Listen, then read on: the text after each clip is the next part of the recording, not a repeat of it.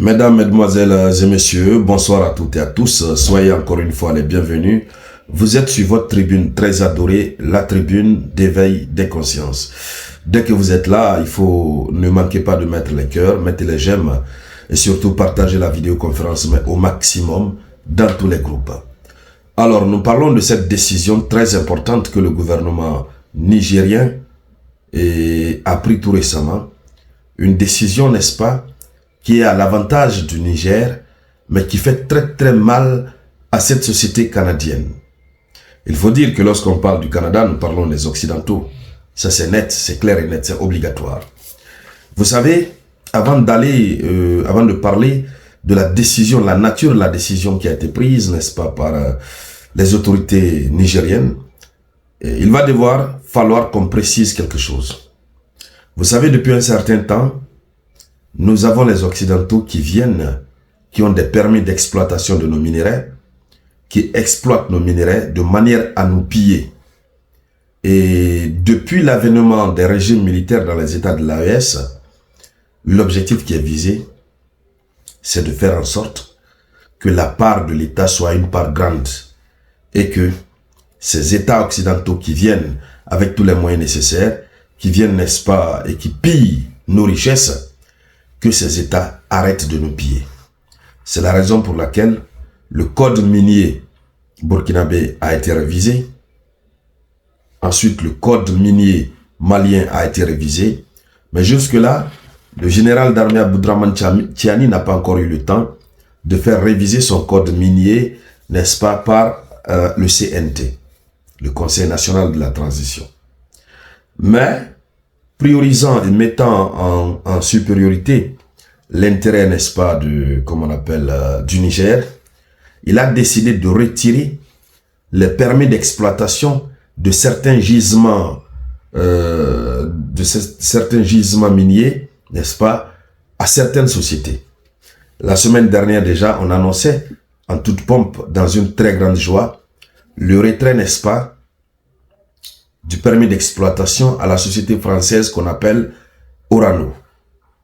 On lui a retiré son permis d'exploitation du gisement, n'est-ce pas, minier d'Imouraren. Alors cette fois-ci, depuis le 4 juillet, le gouvernement a retiré le permis d'exploitation à cette grande société canadienne. Et la société canadienne n'est pas du tout contente. Elle est en train de pleurer, de pleurnicher. Et comme si les pleurs ne la suffisaient pas, elle a décidé d'attaquer la décision du gouvernement nigérien en justice. Et donc c'est de cela que nous allons parler dans le cadre de cette vidéoconférence. Mais avant d'aller dans les profondeurs, chères dames, chers messieurs, je vous demande de la partager au maximum. Partagez-la dans tous les groupes possibles. N'oubliez pas d'activer la cloche de notification. Cela vous permet de recevoir nos vidéoconférences à tout moment. Alors, il s'agit de la société Goviex. Goviex a été informé par le gouvernement de la République du Niger par une lettre du ministère des Mines qu'il n'a plus le droit sur les périmètres, n'est-ce pas, et du permis d'exploitation minière de Madouela. Donc c'est le gisement, c'est le périmètre qu'elle exploitait, j'allais dire. Elle, c'est pour la société évidemment. Donc, on les a retirés le permis d'exploitation.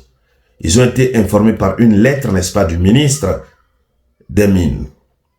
Alors, c'est une décision prise en toute souveraineté.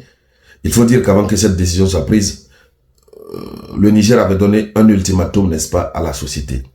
On les avait dit de faire tout pour que le site entre en production, que le travail commence avant le 3 juillet.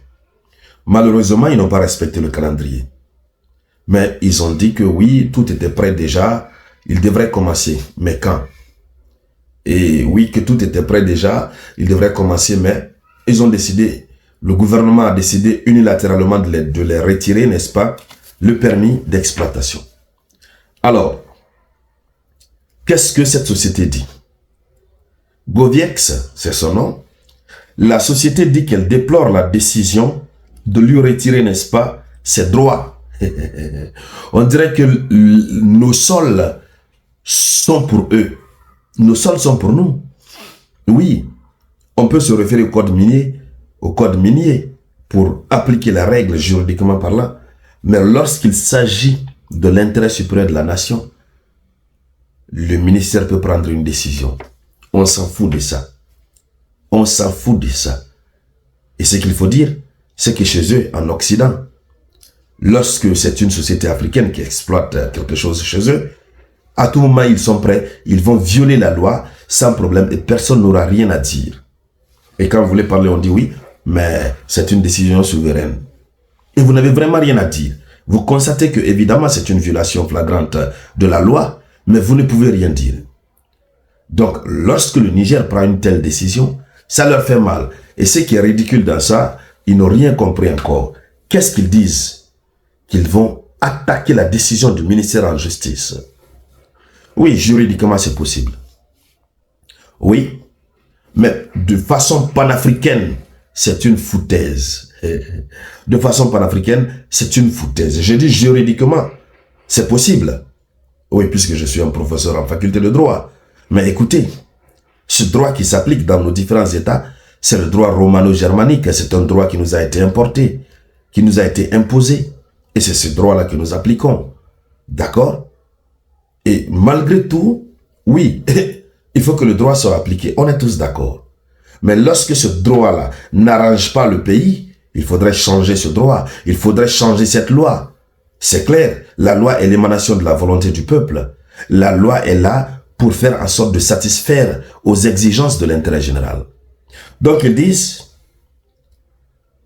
qu'elle déplore, la société dit qu'elle déplore cette décision de lui retirer ses droits, n'est-ce pas? Elle dit que cette décision n'a pas suivi la procédure dictée par le code minier. Mesdames, mesdemoiselles et messieurs, ce que beaucoup ne savent pas, c'est quoi? C'est que nous avons des codes miniers en Afrique. Dans les jours à venir, on va beaucoup parler de ça, on va aller dans beaucoup de détails. Nous avons beaucoup de codes miniers en Afrique dont les contenus sont des copier-coller. Les investisseurs arrivent. Ils vous disent, bon, nous on est habitués à telle règle dans tel pays. On est prêt à investir tel nombre de milliards de dollars. Si vous acceptez, vous allez modifier votre code minier. On va introduire les règles auxquelles nous sommes habitués de l'autre côté. Et puis on va investir ce montant-là.